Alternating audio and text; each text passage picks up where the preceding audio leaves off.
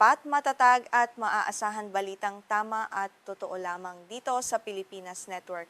Magandang araw sa ating mga kababayan sa Pilipinas at sa buong mundo. Huwag kalimutang pusuan ang video, sumubaybay at pindutin ang patingaw upang lagi kayong updated sa balita. Simulan na natin. Isang madugong pagsabog ang yumanig sa gitnang bahagi ng Moscow, Russia, kung saan 3 tao ang nasawi at hindi bababa sa 21 ang nasugatan. Ayon sa mga otoridad, isang bombang dala ng isang babae ang sumabog malapit sa isang marangyang restaurant noong Sabado ng gabi. Agad na nagdulot ng matinding takot sa publiko ang insidente at nagbunsod ng mabilisang pagtugon mula sa mga otoridad upang tiyakin ang seguridad sa buong lugar. Naganap ang trahedya bago sumapit ang alas 8 ng gabi sa labas ng isang tanyag na Italian restaurant sa makasaysayang Kudrinskaya Square. Matatagpuan ang lugar sa isa sa 7 sikat na Stalin-era skyscraper sa Moscow at kilala itong abala at madalas puntahan ng mga mayayaman. Agad na nabulabog ang tahimik na gabi ng mga residente sa paligid dahil sa lakas ng pagsabog na narinig sa ilang bloke mula sa pinangyarihan. Inihayag ng Anti-Terrorism Committee ng Russia na isang hindi pa nakikilalang babae ang nagtangkang pumasok sa loob ng restaurant ngunit hinarang siya ng isang alertong security guard sa pintuan. Dahil sa mabilis na pagpigil na ito, hindi nakapasok ang suspek sa loob ng gusali na posibleng nakapagligtas sa mas marami pang taong naroroon sa establisimento noong mga sandaling iyon ayon sa lokal na pulisya. Sa kasamaang palad, nagresulta pa rin sa isang malagim na trahedya ang pagsabog sa labas. Kabilang sa mga nasawi ang babaeng nagdala ng bomba, ang matapang na security guard na humarang sa kanya, at isang inosenteng customer ng Balsi Rossi Italian Restaurant. Ang 3 ay idineklarang patay sa mismong pinangyarihan dahil sa tindi ng mga pinsalang natamo mula sa pagsabog ng isang improvised explosive device. Samantala, umabot sa 21 ang kabuuang bilang ng mga nasugatan sa insidente. Ayon sa opisyal na pahayag ng pulisya, nagtamo ang mga biktima ng iba't ibang antas ng pinsala sa katawan mula sa mga galos hanggang sa malulubhang sugat na nangangailangan ng agarang operasyon. Kasalukuyan silang ginagamot sa mga kalapit na ospital sa Moscow habang patuloy na binabantayan ng mga doktor at iba pang medikal na eksperto. Naglabas naman ng State News Agency ng Russia na riyan ng mga bidyong nagpapakita sa mabilis na pagdating ng mga armadong alagad ng batas sa pinangyarihan. Agad na pinalibutan at isinara sa publiko ang buong lugar upang bigyang daan ang masusing pagsisiyasat ng mga forensic expert. Makikita sa mga kuha ang mahigpit na seguridad at matinding tensyon sa paligid habang kinokolekta ang mga ebidensya sa labas ng restaurant.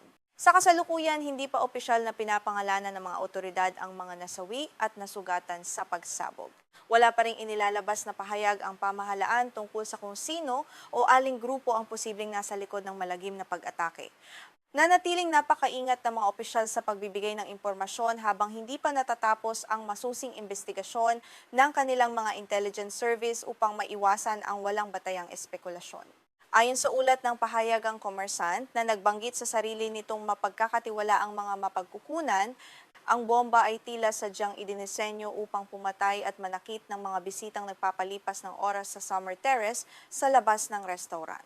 Isa itong bukas na espasyo kung saan maraming tao ang karaniwang kumakain sa gabi, kaya napakalaki ng potensyal na pinsalang maaaring idulot ng pagsabog.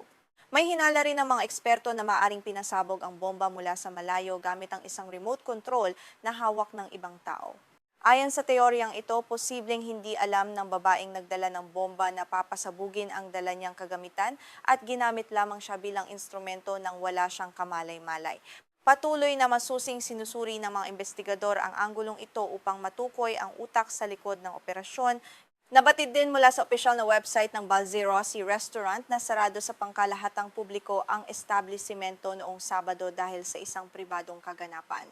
Nagdaragdag ang impormasyong ito ng bagong anggulo sa investigasyon kung saan sinusuri kung ang target ba ng pag-atake ay ang mga partikular na bisita sa pribadong aktibidad na iyon o kung isa lamang itong walang pinipiling pag-atake. Naganap ang pagsabog sa gitna ng mahigit 4 na taon ng patuloy na digmaan sa pagitan ng Russia at Ukraine. Nananatiling napakahigpit ng seguridad sa bansa, partikular na sa kabisera nitong Moscow dahil sa banta ng mga pag-atakeng may kaugnayan sa labanan. Muling nagpataas ng alarma tungkol sa kaligtasan ng mga mamamayan sa mga pampublikong lugar sa lungsod ang pinakahuling insidenteng ito. Matatandaang noong unang bahagi ng taong ito, inihayag ng FSB Security Service ng Russia na hihigpitan pa nito ang proteksyon para sa mga matataas na opisyal ng militar. Ito ay matapos ang serye ng mga asasinasyon at pagtatangkang pagpatay na ibinintang ng Moscow sa pamahalaan ng Kyiv. Dahil dito tinitingnan din ang pagsabog sa restaurant sa konteksto ng mas malawak na banta ng destabilisasyon sa loob mismo ng bansa.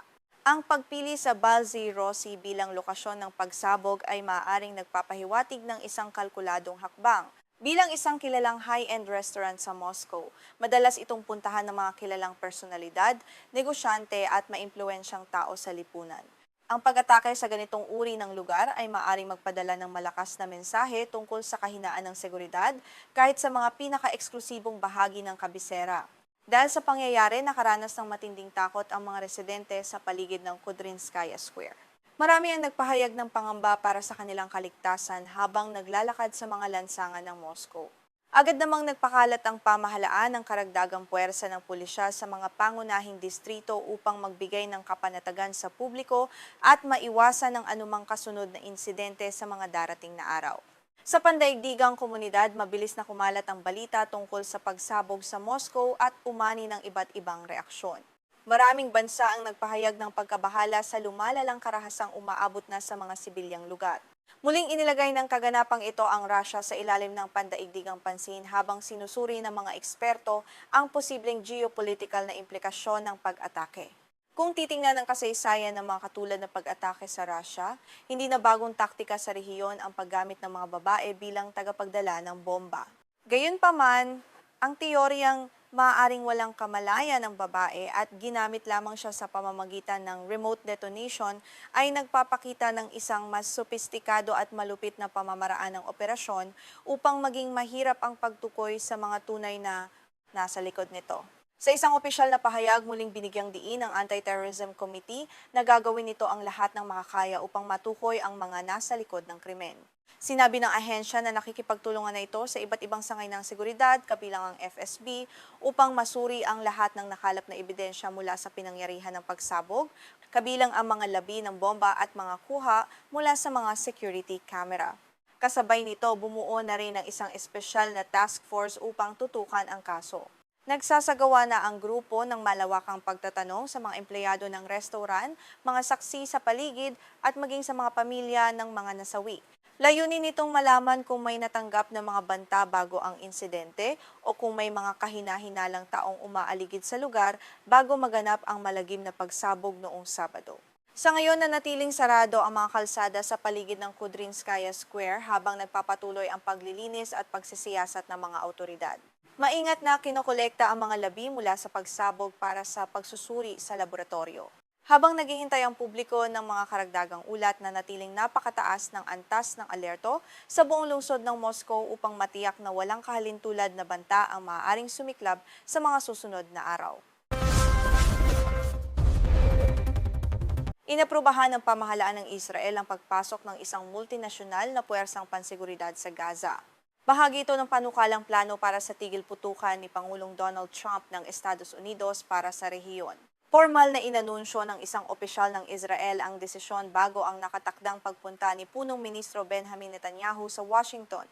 Layunin nitong simula ng pagpapanumbalik ng katatagan sa gitna ng matagal ng digmaan sa pagitan ng Israel at Hamas. Ayon sa ulat, inaprubahan ng Security Cabinet ni Netanyahu ang legal na balangkas na magpapahintulot sa pagpasok ng puwersang ito sa Gaza.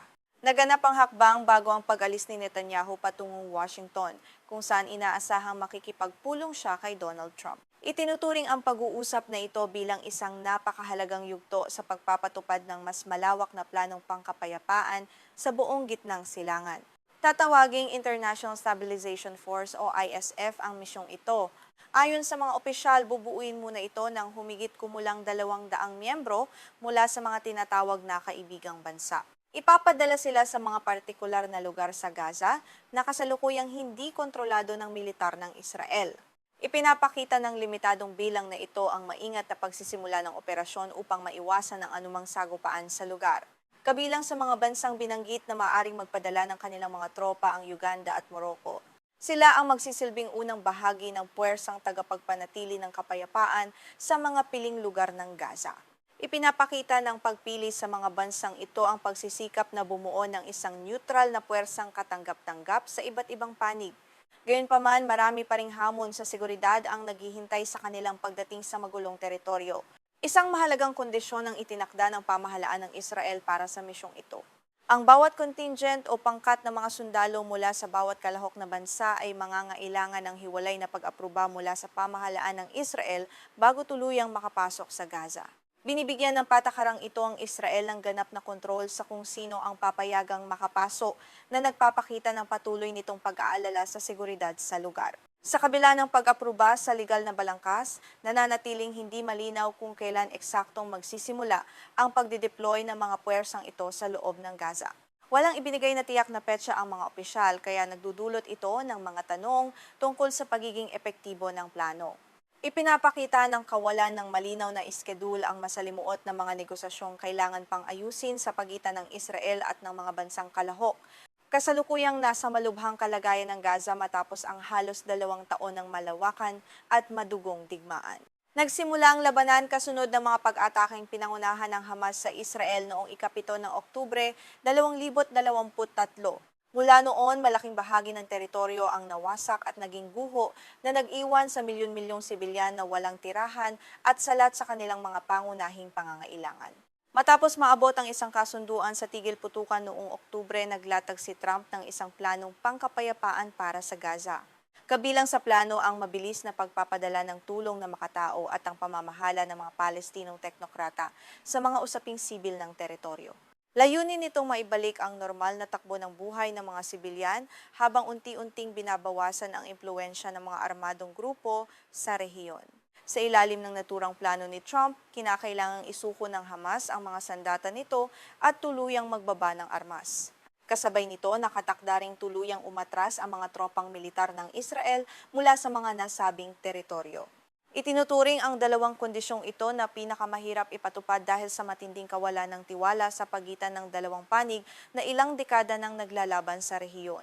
Subalit kasalukuyang nakatigil ang planong pangkapayapaan at hindi pa rin ito umuusad ng maayos, ang grupo ng mga teknokratang kilala bilang National Committee for the Administration of Gaza ay nananatili pa rin nasa labas ng teritoryo. Dahil dito wala pang malinaw na lokal na pamahalaang sibil na namamahala sa mga lugar na hindi kontrolado ng militar, na lalong nagpapahirap sa pamamahagi ng tulong. Sa kasalukuyan, tinatayang kontrolado ng Israel ang humigit kumulang 64% ng buong Gaza. Ang malaking bahaging ito ng teritoryo ay sumasailalim sa mahigpit na seguridad at nagpapatuloy ng mga operasyong militar. Nililimitahan ng ganitong sitwasyon ang paggalaw ng mga mamamayan at nagdudulot ng matinding tensyon sa mga hangganang patuloy na binabantayan ng mga puwersang panseguridad ng Israel. Samantala, halos lahat ng 2 milyong residente ng Gaza ay nagsisiksikan sa maliit na bahagi ng lupaing baybayin na nasa ilalim ng kontrol ng Hamas. Naninirahan sila sa mga pansamantalang tolda o sa mga nasirang gusali sa ilalim ng napakahirap at mapanganib na kalagayan. Ang kakulangan sa malinis na tubig, pagkain at sapat na gamot ay nagdudulot ng isang malubhang krisis na makatao na patuloy na lumalala araw-araw. Hanggang ngayon, mariing tinatanggihan ng Hamas ang panawagang isuko nito ang mga sandata at magbaba ng armas. Sa kabilang banda, pinahayag naman ng Israel ang balak nitong palawakin pa ang kontrol nito sa Gaza hanggang sa 70% ng teritoryo. Ipinapakita ng magkasalungat na posisyong ito na napakalayo pa ng landas tungo sa tunay na kapayapaan at nananatili ang banta ng mas marami pang labanan sa lugar. Sa kabila ng mga usapang pangkapayapaan, nagpapatuloy pa rin ang halos araw-araw na pag-atake ng militar ng Israel sa iba't ibang bahagi ng Gaza. Nagpapatuloy ang mga pambobomba at operasyong panlupa na nagdudulot ng karagdagang pinsala sa mga natitirang infrastruktura. Inilalagay ng sitwasyong ito ang mga sibilyan sa walang katapusang takot at pinahihirapan ng anumang pagsisikap na makapaghatid ng tulong. Kabilang din sa plano ni Trump ang pagtatatag ng isang Board of Peace na magsisilbing pangkalahatang internasyonal na awtoridad. Ang lupong ito magiging direktang responsable sa pagpapatupad ng buong balangkas ng kapayapaan sa rehiyon. Layunin nitong magsilbing neutral na tagapamagitan na titiyak na susunod ang magkabilang panig sa mga napagkasunduang tuntunin upang maiwasan ang muling pagsiklab ng digmaan. Bukod sa pangangasiwa sa prosesong pangkapayapaan, tungkulin din ng Board of Peace na pamahalaan ang operasyon ng International Stabilization Force. Titiyakin nito na kikilos ang mga dayuhang sundalo alinsunod sa kanilang mandato at hindi lalampas sa kanilang autoridad. Binuo ang ganitong sistema ng pangangasiwa upang magbigay ng sapat na katiyakan sa pamahalaan ng Israel at sa mga mamamayan ng Gaza. Upang muling mapasigla ang tila nakatigil na plano ng Pangulo ng Estados Unidos, nagbabalak ang Board of Peace na magtatag ng isang paunang sonang makatao para sa mga mamamayan ng Gaza. Ayon sa isang opisyal ng Lupon, magsisilbing modelo ang sonang ito para sa pamamahagi ng tulong at pagpapanatili ng seguridad. Kapag naging matagumpay ang paunang proyektong ito, maaari itong palawakin sa iba pang bahagi ng teritoryo upang maibalik ang kaayusan.